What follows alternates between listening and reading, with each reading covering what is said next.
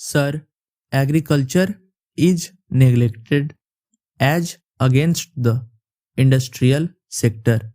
If we say about investment, about encouragement given to the industry and the agriculture, and a comparison between them will show that agriculture is being discriminated as against industry amongst agriculture itself in the irrigated area and non-irrigated area.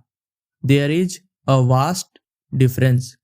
All benefits like fertilizers, subsidy, and cooperative credit, all these benefits which are supposed to be given to the agriculturists are supplied to the irrigated sector, and the agriculturists there alone get those benefits.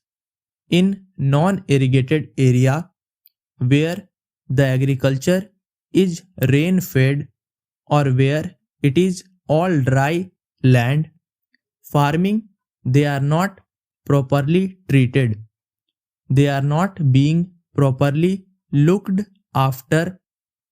The government is totally negligent so far as that sector is concerned.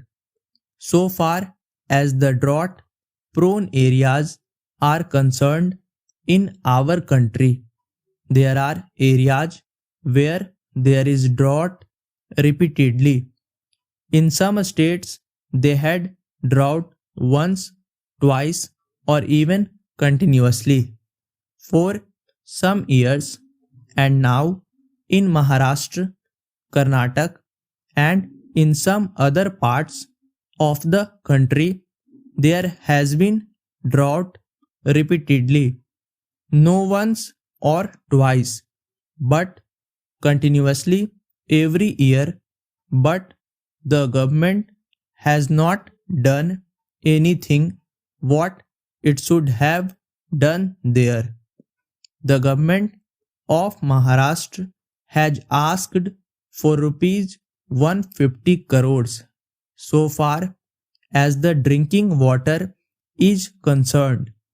Assistance to the agriculturists is very meager, and they are suffering because their crops have been lost, and the government has hardly given rupees 25 crores or rupees 30 crores, and because of this insufficient assistance, the work which has to be done to meet the scarcity condition in Maharashtra is not being done properly.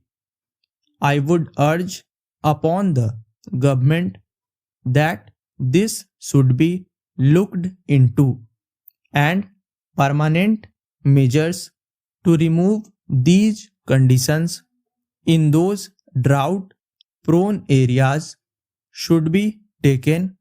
How those problems can be solved, how a particular investment has to be made, all these have to be looked into. Certain allocation has to be made because in those drought prone areas the allocation has to be made because in those drought prone areas the allocations are very scarce. This is not fair. Unemployment problem has been discussed at length here, so I will not say much about it, but the Honorable Prime Minister has said in his budget speech that computerization is going to help reduce unemployment. I myself do not understand this argument. I have discussed this matter with many of our friends.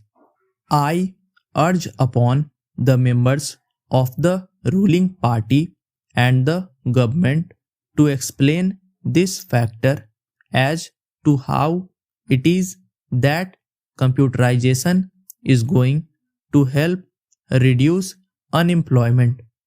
It can be argued that we will produce more and so more people will be employed.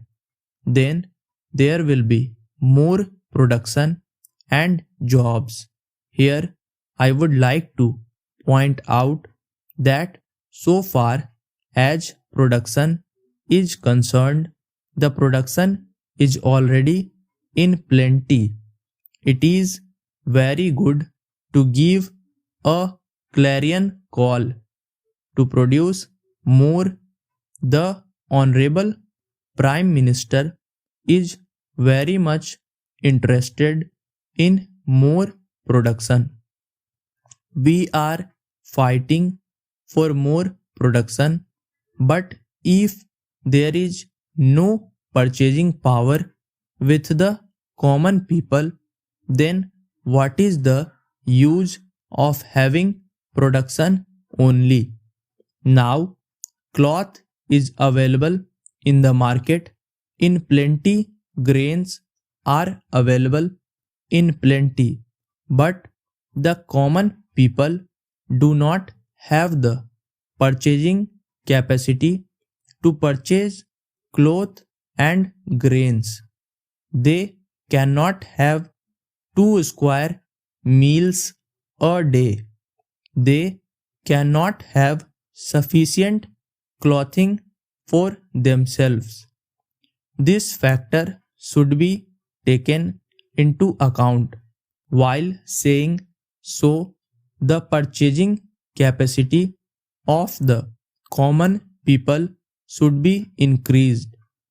I would like to draw the attention of the government to an important issue which has been pending since 1956.